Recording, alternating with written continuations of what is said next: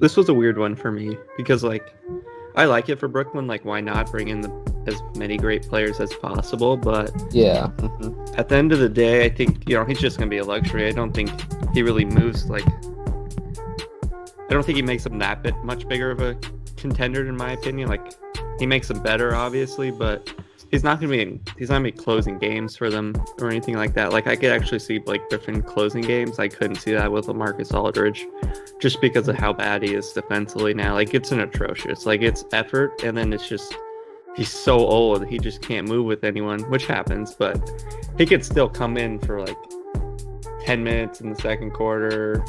I mean, like 15 minutes total and 20 minutes total in the game, and put up like 12 points easily. He's gonna bring it offensively, so he's just gonna be another great option to have off the bench, in my opinion. And if you have to start him in a playoff game because you trust his offense more than maybe like Nick Claxton or someone like that, that's not the worst thing. What do you think about this move for Brooklyn? Actually, I think Nick Claxton might be a little might be better, honestly, than LaMarcus. But, I think so too. Yeah, no, but honestly, I feel like they signed LaMarcus. In my opinion, the only thing they're getting really is just that deadly mid-range game, and that's it. He'll get a few boards, and he's okay from three. But really though, the only thing he can really offer, I feel like on a consistent basis, is just that mid-range game. And so, yeah, I feel like he might just hit a few mid-range jumpers every game and call it good. I'm actually glad he didn't sign with the Heat, because that would have just been a weird fit. So yeah, but no, but yeah, I just feel like this Nets team is like, it's a whole lot of offense. I still don't think they fixed their like I mean, Nick Claxton, unless they give him more playing time. But signing LaMarcus, I don't think they'll give him more playing time. So I think defense will probably still be an issue with them. Oh yeah, for sure. And I think the one thing is with Nick Claxton is I think he'll actually play a good amount still with LaMarcus Aldridge. Like, I think it might go down a little bit in the regular season just because offense is more, the opponent, or something that you want to see more in the regular season. Your scoring can get you through the regular season, but in the playoffs, Nick Claxton's going to be closing games or playing big minutes in the fourth quarter, unless they go super small and want to run Durant at the 5 or like Jeff Green, or Blake Griffin. But yeah, I think just offensively, it's just an offensive move with LaMarcus Aldridge. And the more I think about LaMarcus Aldridge going to the Heat, it's probably a good thing he didn't go to the Heat, because you don't want this guy playing big minutes anymore. So no. And it's also ridiculous, like the people that were like calling like LaMarcus Aldridge and Blake Griffin like bad for the last 2 years, and now they're pissed that they're on the Nets. It's not like they really make him that much better. Like, they help, obviously, but it's not like unfair that now Blake Griffin, LaMarcus Aldridge, and Andre Drummond are on the two contender teams. It's really not that big of a deal to me. And I get media has to do that, but it's just dumb fans that see the All-Star appearances and the names, and they're like, "What? This isn't fair. LaMarcus Aldridge and Blake Griffin are now on the Nets." I think it is unfair because when you think about it, I mean, these guys, they're like backups, So in that aspect, I'm like, oh, okay, yeah, I guess it's a little unfair, because if your backup's LaMarcus Aldridge, that's pretty good, honestly. But yeah, no, people really are calling these guys washed a while ago. It's crazy how fast narratives can change. No doubt. It's funny when you're going to see LaMarcus Aldridge only playing 15 minutes while he's probably playing upwards of 30 with the Spurs, and same with Blake Griffin. It's just funny how things work like that. The buyout's weird because, usually like buyout guys haven't been like the biggest deal, because like besides like PJ Brown, I can't really think of a guy like that was signed in a buyout that really won someone a championship. You know what I mean? Like, it's usually pay cuts in free agency. So I don't know if there should be like a thing now where, Well, it's usually, because teams usually win a championship already have their core like set in place, Right. Because buy guys really only go to like contenders that need a piece though, so they they kind of do that, like last year when Reggie Jackson signed with the Clippers, it's because they needed a point guard, so they kind of took whatever they could get. Right, how's that going for him? But I think I feel like the issue with that though is is the fact that they re-signed him. Yeah, true. Yeah, but yeah, no, the buyout market, it's really weird, honestly, because it's like, there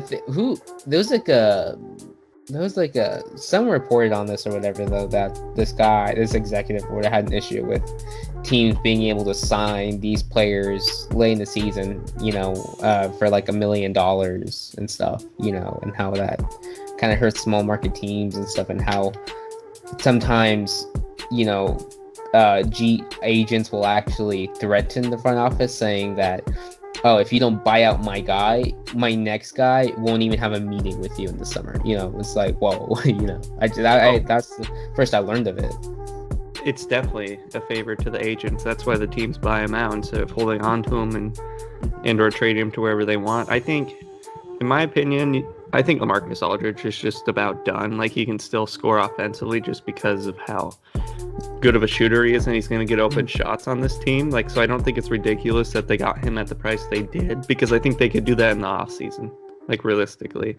And then I think the Blake Griffin and Andre Drummond thing, you shouldn't be able to get those two for that cheap. Like, I think Andre Drummond's overrated, and we both talked about this, but to get him for under $1 million is kind of ridiculous. But I haven't really heard a good solution to the buyout market, so it's just kind of like, what are you going to do?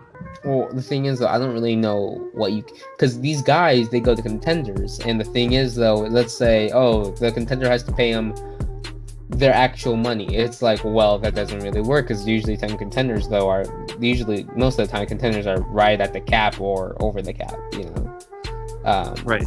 All the Lakers had was... Oh, sorry. No, continue.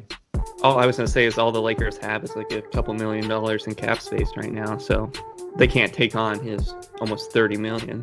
Yeah, exactly. Though. So it's like, I don't really know how you can fix this, And if I'm an NBA team, I don't really want Andre Drummond on my team unless he's going to be in the situation which he'll be in for the Lakers, and I think this will be a good transition to Andre Drummond. I think regular season wise, he's going to be fine for them because he's always going to put up numbers, especially with Eddy and LeBron hurt, and I guess regular season wise he'll be fine, like I was saying, but he's not going to play at all really in the playoffs. Dude can't shoot 3 throws in the fourth quarter. He's not going to be out there. Like, Anthony Davis and LeBron can rebound just as good, if not more. Like, you have guys that can go out there and rebound and do what he does just even better. And defensively, we've never seen it from him. Like, I get it. He's a big guy, and maybe like his block numbers will be there, but like, he is an atrocious defensively, in my opinion. I don't really think he's atrocious, though. I think, like on the Cavs, for example, though, I think that's just with a lot of players, though. It's just when they know they're on bad teams, they just don't try on defense like at all. And so I feel like that, I hope that's the issue with Andre, because I've seen some of his Pistons games, and he would, that like 2016 team, when they were like a playoff team, though, he was average, like middle of the pack, defensively, and so I just hope he just wasn't trying in Cleveland, because he can't, because honestly, though, if he doesn't try on defense, then there was literally no point in signing him, because the only reason I signed him, though, is just because Marc Gasol's been lacking a little bit, Yeah, and like we've been saying with Marc Gasol, I think you just gotta wait until the playoffs. Like, I don't think a lot of people will agree with this. I don't even know if you will, but I'd rather be running Marc Gasol out there in big minutes. And I haven't seen enough to say that Marc Gasol is done yet. Like, he still looks fine offensively and defensively to me. This regular season, obviously, he's not the same player he was. He looks a bit out of shape, in my opinion, but was in COVID protocol for a while and whatnot. So, yeah, I don't know. Yeah, the thing is, though, people are complaining about how his foot speed is so slow, which is true. It does take him time to get up and down the court and stuff. But in the playoffs, when the game slows down a bit and stuff, that really does benefit him. I mean, when he was against the Celtics, he might have been like in this last year, though, he was probably the defensive player of the series. Yeah, honestly, just I feel like Laker fans just have to wait a little bit, because when that game slows down, his playmaking and his defense, they really come out. Let's say that the 76ers and the Lakers make it to the finals. Just an example. Joel Embiid owns Andre Drummond, but he doesn't own Marc Gasol. So what would you rather run out, Marc Gasol or Andre Drummond? Exactly. And then it's kind of ridiculous. I think even if you're really watching the games, I think his playmaking with Marc Gasol, and we've talked about this, I think it's still elite at this. Well, elite for a big man and how much he gets the ball for the Lakers and whatnot. I think he's still a great playmaker, and it doesn't even look like he's trying out there, and he still looks fine to me. So I think he's going to be a better option in the playoffs. And at the end of the day, the Lakers' death lineup is AD at the 5, LeBron playing the 4, Kuz, KCP, whoever you want to throw in there, Dennis Schroeder. So I like the move for the regular season. Maybe you'll have a big moment or two in the playoffs, but I don't think it's that big of a deal. The thing is, though, this is my theory on things. So this is my theory, But I feel like Laker fans and the Laker organization, it's like, I feel like Laker fans get what the Lakers are doing and thinking the Lakers are supporting them, when getting a new center and stuff, because they think Marc Gasol is absolute trash.